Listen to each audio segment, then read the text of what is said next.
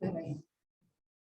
Se vocês tiverem uma pergunta, der para segurar até o final, para a gente não interromper a gravação, tá bom? A não ser que seja algo vital. Aí a gente para e responde, tá bom? Vamos orar, então? Senhor Deus, Pai querido, estamos aqui porque te amamos, estamos aqui porque queremos aprender mais de ti, estamos aqui, Senhor, para engrandecer o seu nome, para dizer o quanto o Senhor é maravilhoso nas nossas vidas, o quanto o Senhor é necessário, como somos dependentes de ti, Pai.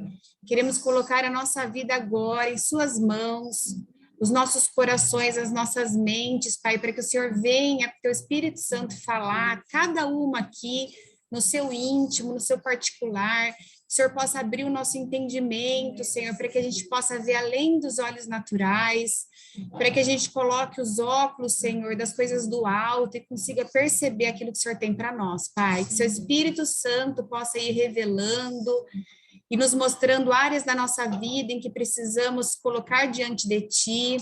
Pedimos que o Senhor coloque um holofote mesmo nas áreas das nossas vidas, Pai, que a gente precisa ter atenção. Que o Senhor possa sondar o nosso coração e ver se há em nós algum caminho que não Te agrada, Senhor, endireita as nossas veredas, Pai. Que o Senhor possa agora falar no nosso coração, através da história da carta de Pedro. Queremos te agradecer, Senhor, porque naquela época, como era difícil poder seguir a Jesus, poder declarar a fé, as pessoas eram perseguidas, tinham que sair das suas casas, das suas famílias, e hoje a gente tem tanta facilidade, Senhor, tem a mídia, tem a Bíblia, tem várias versões. Queremos te agradecer pelo privilégio que temos hoje em nossas mãos e que a gente possa aproveitar, Senhor, e dar todo o valor que merece, separar o nosso dia, momentos do nosso dia para estudar a Tua palavra, para aprender de Ti. A Bíblia é um livro de testemunhos, que a gente possa se encorajar com as histórias que estão ali, que a nossa vida seja um testemunho para encorajar outras pessoas. Te agradecemos por cada uma que está aqui hoje, e pedimos, Pai, para que o Senhor leve também esse anseio no coração daquelas que não podem estar ou que não estão tendo tempo, que elas possam perceber a importância, ir lá na casa delas, no momento delas, que elas possam separar um tempo para Ti, começar o dia com o Senhor e entender a importância que tem colocar o Senhor em primeiro lugar, Pai. Muito obrigada, Senhor. Fica conosco agora, me ajuda agora a passar tudo aquilo que o Espírito Santo tem para cada uma e que o Senhor me use apenas como canal de bênção, instrumento para o Teu reino, Pai. Eu já Te darei toda a honra e toda a glória, em nome de Jesus que nós oramos. Amém. Então, queridas, vamos lá. Essa carta, primeira carta de Pedro, Pedro escreve duas cartas, duas, né? Ou três? Duas. Três é Tiago. João. 1, 2, 3, João. Quem era Pedro primeiro, né? Pedro, ele foi um dos primeiros discípulos de Jesus. Pedro, ele era um pescador, tá, da Galileia, e ele era um homem simples, né? A Bíblia diz que ele era um homem iletrado, ou seja, que ele não tinha muita estudo, né? Vamos dizer assim. Então, é interessante como a Bíblia pega diferentes tipos de pessoas, né? Desde rei, pescador, cobrador de imposto, prostituta, sacerdote. Por quê? Porque a gente vai acabar se identificando com a história de alguém. Se pegasse só pessoas religiosas, a gente ia falar, então, não me identifico. Então, Jesus, ele escolhe entre aqueles discípulos diferentes pessoas de diferentes idades, diferentes atividades, né? Inclusive aqueles que muitas vezes não acreditavam em si mesmos, né? Para que a gente possa ver que não é por nós, é pela graça mesmo, né? Nenhum ali tinha potencial mesmo para depois falar de Jesus. Então, é o próprio Deus quem capacita. Quantas vezes pessoas da Bíblia falam, não, mas eu, né, tinha reis de 8 anos, que Deus falava, não é você, quem vai te capacitar sou eu. Né, para que a gente possa se encorajar mesmo de que, independente de idade, atividade, condição financeira, até mesmo de fé, né, quando Deus usar, ele usa, é só a gente ter um coração disposto. Né? Então, Pedro, ele era um pescador, e ele estava lá na vidinha cotidiana dele, e lá nos evangelhos, o evangelho de João, ele fala sobre a mudança de nome que Jesus deu a Pedro, né? Porque Pedro, ele tinha outro nome, ele era conhecido como Simão ou Simeão. Isso era no hebraico. E ele era irmão de André, que também era pescador. E aí, o que acontece? Quando Jesus encontra com ele, Jesus muda o nome dele, porque ele era um homem de temperamento forte, ele era um homem impulsivo, né? Então, Jesus muda o nome dele para Cefas, que significa Petros, né? Que é pedra, que é rocha. Por quê? Porque ele queria estabelecer ali uma pessoa com uma constância, né? Uma pessoa de temperamento mais firme. Né? Porque ora ele era impulsivo, ora ele retraía, então ele era um homem assim muito inconstante. E várias vezes, né, a gente vai ver daqui a pouco que ele estava em momentos com Jesus que ele mostrou bastante essa questão do temperamento dele. E nessa carta a gente vai ver que ele já mudou totalmente depois, né? Essa carta foi escrita mais ou menos 64 anos depois de Cristo. E ele, quando ele se apresenta, que geralmente naquela época ele teria que se apresentar, eu, Pedro, filho de Jonas, eles colocavam o pai, né, da filiação deles como referência de quem eles eram.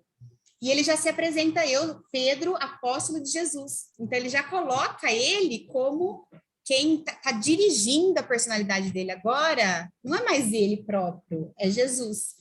Então, ele já consegue, né? Uma pessoa que tem temperamento forte, dificilmente ela se deixa levar pela opinião dos outros. Jesus teve um trabalhinho ali de consertar, né? Muita gente fala assim, eu sou assim mesmo, minha família é toda assim, eu sou italiana. Ninguém é, a gente pode estar, mas a gente pode ter a personalidade, né, de que Deus nos preparou para ser. Então, nem sempre a gente pode bater o pé, eu sou assim, eu sou assado. A gente vai se transformando e o nosso referencial é Jesus. Se tem alguém que a gente pode se espelhar e falar, eu preciso ser como essa pessoa, é Jesus, né?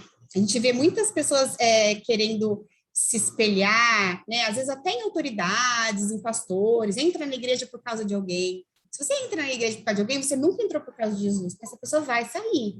Nesses dias eu li uma frase que dizia assim, se você, alguma coisa assim, se você, sua fé em Jesus é por causa de alguém, cuidado, você está numa areia movediça, né? Porque a gente não pode, pessoas são falhas, situações são passageiras, se a gente põe a nossa expectativa nisso, a gente provavelmente vai se frustrar, né?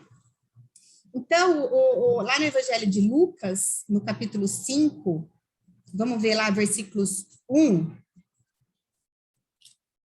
Lucas era um médico, né? Capítulo 5. Eu gosto dessa.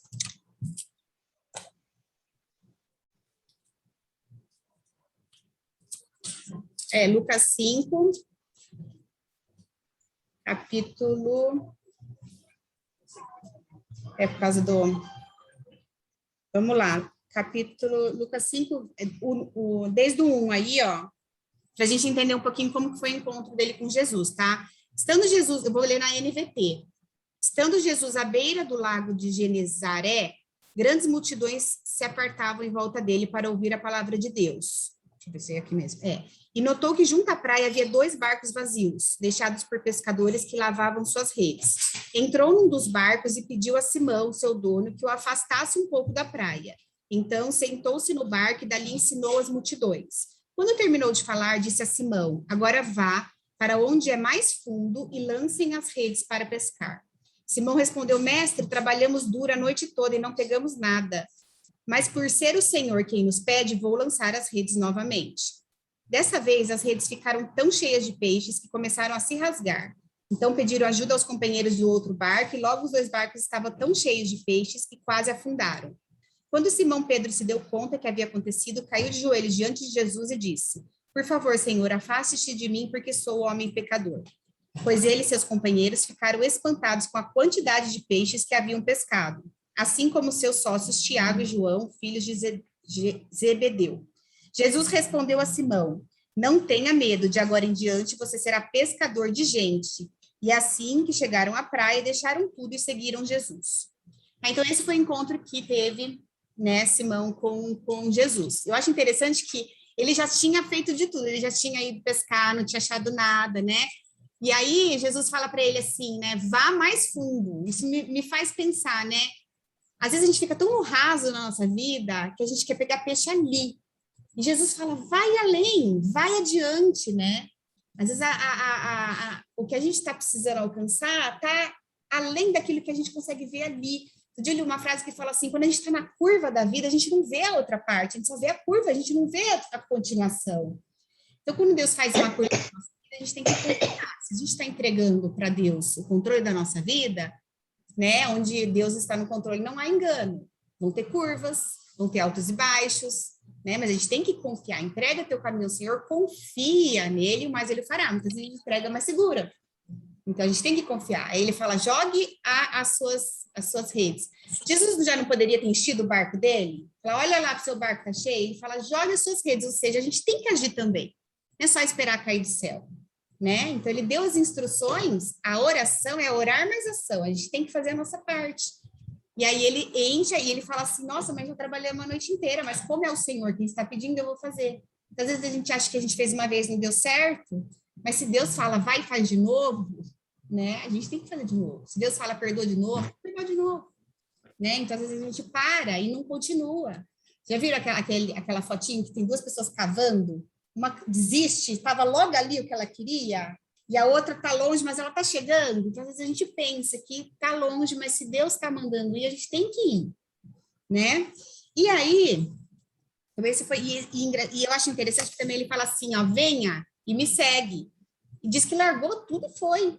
Quantas pessoas que ficam, ai, mas eu acredito também não sei que coisa, porque essa parte da Bíblia eu acredito, mas tal parte eu contesto.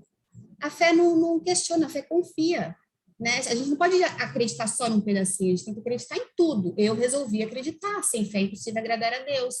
Muitas pessoas pegam um texto, né? Um texto sem um contexto é um pretexto, e faz dali ser conivente.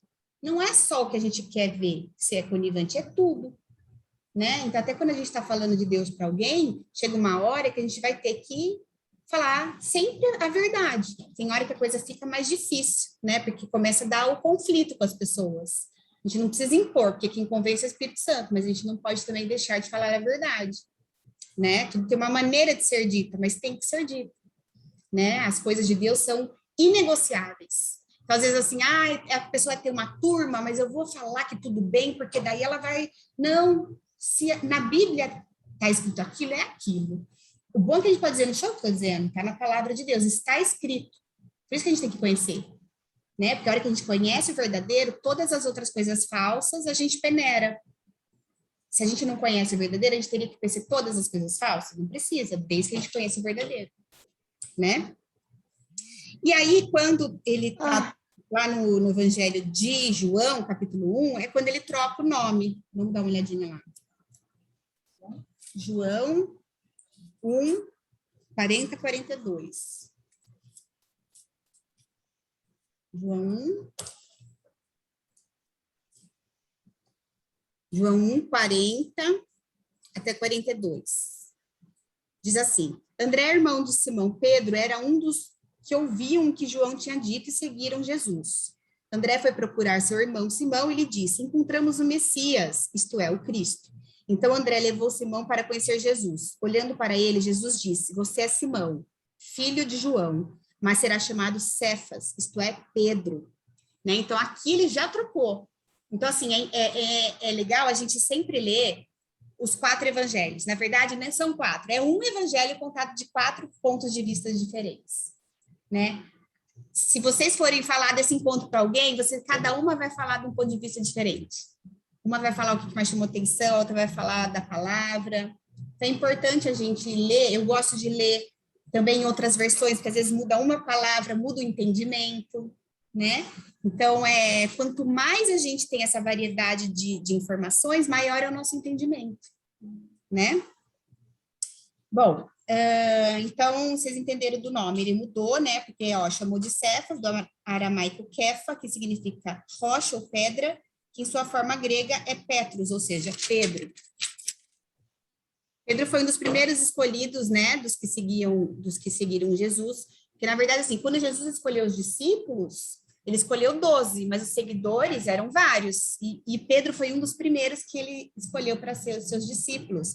E ele faz parte não só dos 12, mas dos 3 mais íntimos, que eram João, Tiago e Pedro, né? Então, o fato dele ser um pescador e letrado nos mostra também que Cristo, ele usa pessoas simples, né? Porque está na força de Deus, e isso vai marcar pessoas, né? Às vezes as pessoas, têm vergonha de falar. Não, se Deus está te usando, ele vai te dar palavra, ele vai te dar toda a estrutura, né? Quando a gente vai falar de Deus para alguém, claro que a gente tem que estar alinhado com o que a palavra de Deus diz. Eu preciso conhecer toda a palavra? Não. Eu preciso estar em comunhão com o Espírito Santo, porque o Espírito Santo é um canal que vai dizer tudo que naquele momento você tem que dizer. Né? Ele precisa ter de coração disposto. E ele usa pessoas simples, que acreditam em si mesmas. Acho que sempre fala que você gosta de ir nas igrejas, assim, que tem os grandões, mas você gosta de ir nas mais simples, né? Porque a gente sempre tem alguma coisa para nos ensinar, né? Pedro, ele foi discípulo que andou sobre as águas. Quando Jesus estava vindo, né, ele viu que era Jesus, ele falou, quero ir até você. Ele falou, vem. Aí Pedro vai, e a gente fala, né, mas ele caiu. Mas e a gente iria? Não sei nem se a gente pisaria no mar. Não, a gente fica julgando, mas será que a gente andaria sobre as águas também? Por que ele caiu? Ele tira os olhos de Jesus, e ele fica com medo do tamanho das ondas, da força da tempestade. Isso nos mostra o quê? Que quando a gente está com os olhos fixos em Jesus, a gente pode todas as coisas. Quando a gente olha para as circunstâncias, mais isso, mais aquilo, pum, cai, porque eu tirei os olhos de Jesus. Eu estou olhando para as circunstâncias, né? Foi aí que Pedro caiu. Ele estava junto com Tiago e João quando teve a transfiguração, lá em Mateus 17. Ele foi discípulo que precipitadamente tentou repreender Jesus diante do anúncio da sua morte, né? Quando Jesus fala que vai acontecer, ele fala que não, daí Jesus fala assim, sai de mim, Satanás, né? Aparta de mim. Por quê? Porque coisas ruins também são necessárias para que o plano de Deus se cumpra. Às vezes a gente tem que tomar até cuidado de eu falar, Deus, não me deixa intrometer no teu plano, porque às vezes a gente quer fazer muito e às vezes Deus tem planos com algumas situações, né? E às vezes a gente quer ajudar Deus, então a gente tem que falar, Senhor, me põe naquilo que o Senhor quer que eu faça, que eu tenha um entendimento de falar a hora que eu tenho que falar, de calar na hora que eu tenho que falar, né? Para a gente não atrapalhar os planos do Senhor. A gente vê na Bíblia pessoas que atrapalharam, né? Sarai, quando quis ter filho, deu a serva lá para Abraão poder ter lá, e até hoje a gente vê, né, essa história ainda ter o estrago. Então, a gente às vezes tem muita pressa. E olha que naquela época era 40 anos para esperar, eles esperaram 100 anos para ter o filho da promessa, a gente não espera uma semana para ter uma resposta de Deus. Né? A palavra de Deus diz que as coisas de Deus, elas vêm pela fé e paciência, não é só pela fé. E a paciência não é só a gente saber esperar, é esperar com uma boa expectativa. Né, falar, eu tenho certeza que Deus está trabalhando nisso. Deus já está trabalhando nisso. Por mais que eu não veja, Deus está trabalhando. Coisas boas vão acontecer. Né? A gente tem que declarar.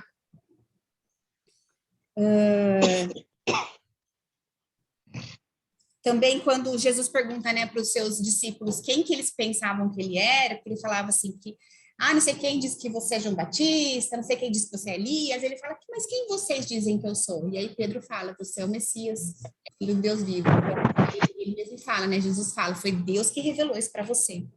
Então, ele foi uma das primeiras. Então, você vê que ele tinha assim, coragem para falar, ele tinha posicionamento, né? Ele era uma pessoa assim que não tinha medo de errar. Ele errava, tomava uma bronca de Jesus e percebia. E a gente vai acontecer isso na nossa vida também, né? Quantas vezes nós vamos levar uns chocalhões?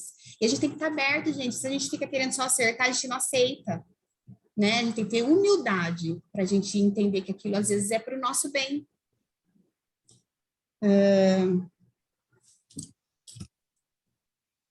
Aí lá em Mateus 16, 18, Jesus disse, tu és Pedro, e sobre esta pedra edificarei minha igreja, e as portas do inferno não prevalecerão contra ela. Então, a gente também tem que declarar essas coisas, né? E falar assim, eu sou eleito, eu sou igreja, as portas do inferno não prevalecerão contra o nosso PG, né? A gente tem que levantar clamor, entrar para a guerra, né? Quando a gente sabe coisas que é a armação do inimigo, que é que é o inimigo tentando nos desestruturar, a gente está sempre frente do inimigo. E não é só ficar com medo e aceitar, né? Submeta-se a Deus, resista ao diabo, ele fugirá de vós. Se eu sou submissa a Deus, ou seja, estou na mesma missão, eu tenho que acreditar que Deus é quem está lutando por mim, eu não tenho que ter medo. Ele está lá, se ele não está à minha frente da minha vida, quem está dando as caras? Sou eu. Então, eu me ponho por trás de Deus, ele é minha defesa, né? Ele vai lutar por mim, né? Senão a gente fica com medo só do inimigo, aí ele tem autoridade. Que a Bíblia diz que ele não tem autoridade, diz que ele tem poder. Ele pode colocar pensamento no nosso coração, na nossa mente, né? Lá na última ceia diz que o inimigo, Satanás, colocou o pensamento para o Judas para ele trair Jesus. E Judas foi lá e fez. Só que o inimigo, ele tem poder para colocar na nossa mente, mas não tem autoridade para nos fazer cumprir aquilo lá. Né? Então, a gente não pode impedir um pensamento ruim, mas a gente pode impedir que ele permaneça e que ele sobressaia sobre... Quando a gente vê um pensamento, gente, que não é alinhado com Deus, a gente tem que declarar a palavra de Deus. A palavra de Deus tem poder, né? Bom, aí, um pouquinho mais para frente, vamos falar assim, a respeito da carta. Uma parte importante também que está no estudo da Iba Viva, que é onde a gente está seguindo o versículo, né? Que é lá em primeira carta de Pedro 1, versículo 1 e 2. Antes de Pedro negar Jesus 3 vezes, Jesus disse para ele lá em Lucas 22, disse assim, que Satanás iria peneirar eles como trigo, todos eles, né? Peneirar significa o quê? Vamos ver quem vai passar da peneira, né? Disse que ele suplicou em oração por Pedro, Jesus dizendo, né? Supliquei em oração por você, para que a sua fé não vacile. Aí ele fala, né? Nunca vou te negar. Ele fala, ainda antes que o galo cante, você me negará 3 vezes. Aí Jesus fala assim, portanto, quando tiver se arrependido e voltado para mim, fortaleça os seus irmãos. Então, quando a gente volta para Jesus, né? Eu acho lindo no Antigo Testamento, tudo, né? Deus falava assim, ó, o povo lá, assim, só fazendo coisa errada, só negando a Deus, só se esquecendo de Deus. E Deus fala, se vocês voltarem para mim, né? O tempo todo, querendo de volta. Então, aqui fala, quando você tiver se arrependido e voltado para mim, fortaleça os seus irmãos. Então, qual que é a nossa maior missão hoje em dia? Né? É a gente fortalecer uns aos outros para o reino. Aqui nós estamos numa passagem, é uma ponte. Se a gente entende que a nossa vida não é o aqui e agora, que nós fomos feitos para um Deus eterno, para viver uma eternidade com Deus, tudo que a gente vive aqui muda de sentido. Por quê? Porque o que você está fazendo hoje está refletindo lá na vida eterna? Então, o que eu fiz hoje? Fui para academia, fiz a unha, fui no mercado, tá, e para o reino. Porque isso aqui é só um ensaio, né? É uma preparação. Então, quando a gente percebe que a nossa vida aqui é só uma passagem, a Bíblia fala, somos forasteiros, somos peregrinos, somos viajantes, somos estranhos nessa terra, não fique sem moradia aqui, fala, né? A gente muda, nem tudo a gente se preocupa tanto mais. Eu tô tão preocupada, com o inquilino, o que isso aí vai representar lá no reino? E a gente passa o dia inteiro, às vezes, agoniada. Quando é de nosso problema, gente, ele é maior do que o nosso amor que a gente tem por Deus, o nosso problema vira o nosso ídolo. Idolatria não é só adoração, idolatria é quando a gente coloca alguma coisa mais importante do que Deus é pra gente. Se eu passo meu dia inteiro me preocupando com uma encomenda que não chegou, com um trabalho que não saiu, com um chefe chato, isso está ocupando o lugar de Deus na minha vida. A gente vai se preocupar, mas tem que ter consciência, né? E essa carta foi escrita por quê? Porque naquela época, no Império Romano, Nero era o governador. E as pessoas começaram a seguir a Jesus e eles começaram a ficar incomodados, porque eles começaram a mudar os costumes daquela época, né? E Nero ficou nervoso. E aí ele começou a colocar a culpa das coisas que aconteciam nos cristãos. E um incêndio, assim, foi uma das maiores tragédias, assim, de antigamente, e eles colocaram a culpa nos cristãos. Então, foi colocado um estatuto lá, que a pessoa que declarasse Jesus lá no pátio dos pátios romanos, elas eram mortas, em público, né? Então, o que começou a acontecer? O pessoal começou a ir embora, começou a dispersar. E aí Pedro escreve essa carta para fortalecer os cristãos a permanecerem firmes na fé diante dessa perseguição, no sofrimento, né? E essa dispersão toda, aos olhos de quem estava colocando terror nos cristãos, era para poder acabar com isso, mas Deus é aquele que transforma maldição em bênção, e isso só contribuiu, né, para a disseminação do evangelho. Isso só contribuiu para que Jesus pudesse ser conhecido em cada canto da terra. Então, quando a gente pensa, às vezes, que alguma coisa está acontecendo que é ruim, né, e a coisa está no controle de Deus, nem sempre é ruim, às vezes é para o bem, né? A gente tem testemunhos aqui até, né, de pessoas daqui que aconteceram coisas ruins, depois vê o tanto que foi bom, né? E eles eram difamados, eles eram perseguidos, escravizados, boicotados, aprisionados por causa da fé. Por isso que a gente hoje, quando tem um encontro desse, a gente não sabe o valor que tem. Vocês já assistiram Paulo, Apóstolo de Jesus? É lindo. É lindo. Nossa, você acaba o filme, você fica assim, né? Assim, impactada. É uma realidade que a gente não tem a facilidade que é para nós poder cantar, poder ler a Bíblia, ir para a igreja. Eles iam ser devorados por um leão numa arena onde todo mundo estava ainda achando lindo, né?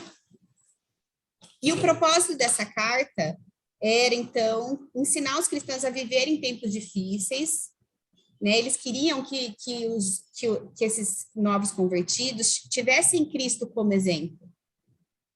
E que eles fossem encorajados, né, a focar no que é eterno. Porque aqui, a gente não está só em busca de felicidade. Não é isso. Né? Tudo bem, Jesus fala que ele veio para que pudéssemos ter vida e vida plena, vida em abundância, mas isso não significa que nós não vamos passar por sofrimentos, que os sofrimentos também não são necessários, são sim. Né? A palavra de Deus diz que é para a gente estar contente em qualquer tribulação, porque isso amadurece a nossa fé. Né? Cada vez que acontece alguma coisa assim que a gente tem dificuldade de fazer, a gente tem que pensar, isso tem alguma oportunidade de eu aplicar aquilo que eu estou aprendendo? Porque se a gente só conhecer a Bíblia, grifar e não pôr em prática, estamos enganando a nós mesmos, né? Que nem está lá em Tiago. Então, quando acontece alguma coisa que a gente tem que aplicar, gente, porque é na hora que a coisa pega, é que a gente tem que pôr isso aqui em prática. É aí que vai funcionar. E só falar não... a melhor hora é na hora que a coisa pega, a hora que está em prática. Né? E até porque se você fala de Cristo, você tem que viver a Cristo. E a melhor forma da gente falar de Deus, de Cristo, é através do exemplo da nossa vida, né? A Bíblia fala, se necessário, fale. É muito mais pelo que você faz do que pelo que você fala. Porque falar é fácil, né? Até papagaio fala, né? Então, essa carta foi escrita para os forasteiros, para os exilados. O que são exilados? Aqueles que estão fora do país deles de origem, né? Ele usa o termo paraicos, que é alguém que está distante do seu lar, em terra estranha. Nós, cristãos, independente de onde a gente esteja, nós não estamos no nosso lar. A gente continua sendo estranho, por isso que as pessoas nos estranham, né? Peregrina, né, Lu? E nós não chegamos no nosso lar. Lá em Hebreus 13:14 diz, na verdade, não temos aqui cidade permanente, mas buscamos a que há de vir. Que eu já falei. E ele fala, né, que os cristãos, eles foram eleitos por Deus, desde a eternidade, antes da fundação do mundo. Fomos eleitos para a salvação mediante a fé, na verdade, a santificação do Espírito.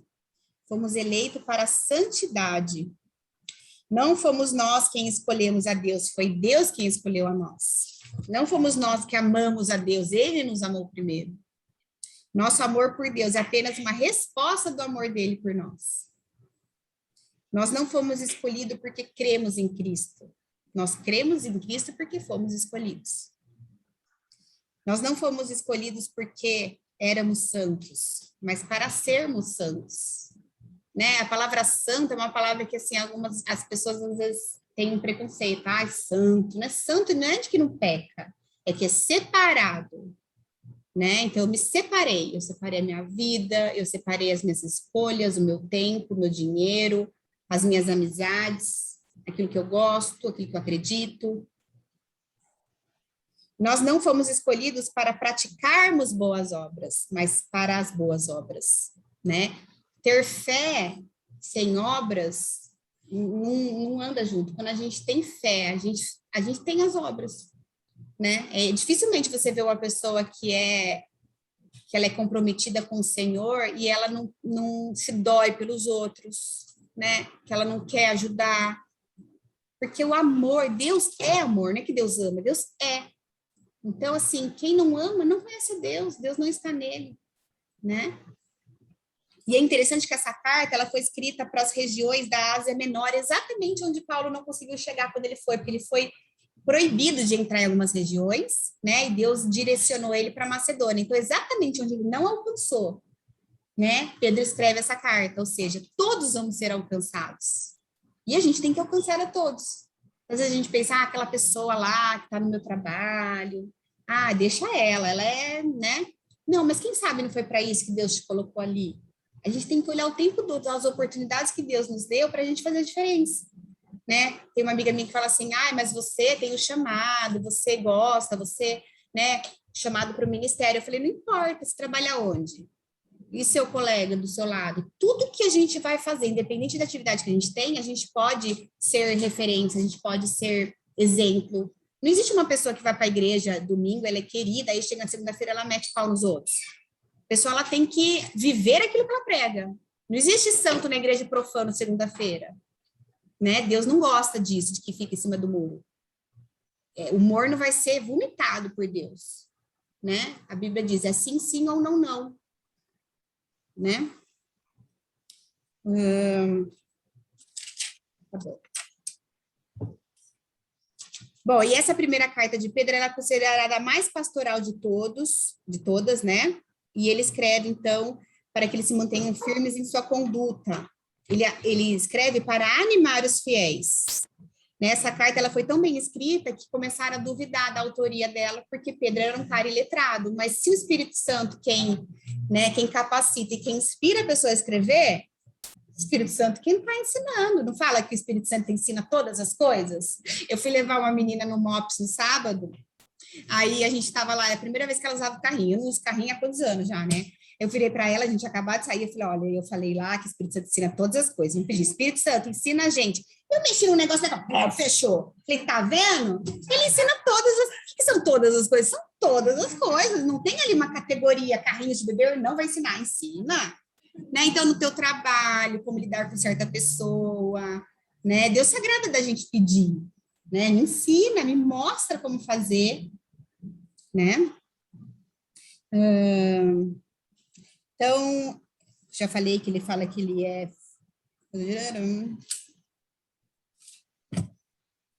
Bom, então, antes, né, um pescador, agora um apóstolo. Então, Deus muda as pessoas, muda as naturezas. Tem coisas que antes eu pensava, é engraçado, lá no Facebook ele tem, né, memórias de anos atrás, né? Não sei se vocês costumam ver. Gente, umas de 2012 que eu colocava umas postagens, umas frases, que eu falava, ai, Jesus, que era eu isso. A gente muda muito, né? Deus vai nos mudando. Por isso que a gente não pode julgar ninguém.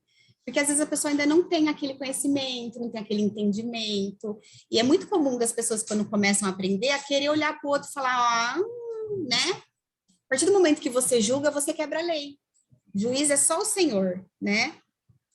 Então, nós somos eleitos de Deus, mas somos dispersos pelo mundo, somos forasteiros, vivemos como estrangeiros na terra, mas somos cidadãos do céu.